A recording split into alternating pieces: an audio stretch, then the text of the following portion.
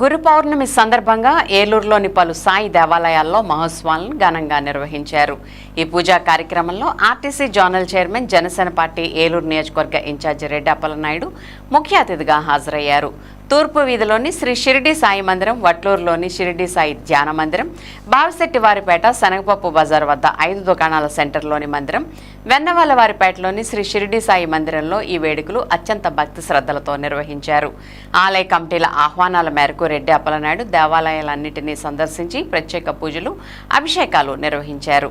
ఈ సందర్భంగా నిర్వహించిన పల్లకీ ఉత్సవంలో కూడా ఆయన పాల్గొని అన్నదాన కార్యక్రమాన్ని ప్రారంభించారు. ఈ సందర్భంగా ఆయన మాట్లాడుతూ షిరిడి సాయిబాబా ఆశీస్సులతో ప్రతి ఒక్కరూ సుఖ సంతోషాలతో సుభిక్షంగా ఉండాలని అన్నారు.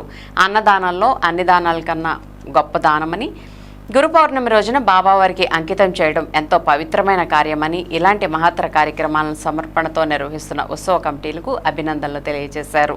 ఈ మహోత్సవాల్లో పెద్ద సంఖ్యలో భక్తులు, ఆలయ కమిటీ సభ్యులు పాల్గొని సాయినామస్మరణతో పుణ్యస్నానం పొందారు. ఈ సందర్భంగా దేవాలయ పరిసరాలు ఆధ్యాత్మిక శోభను సంతరించుకున్నాయి.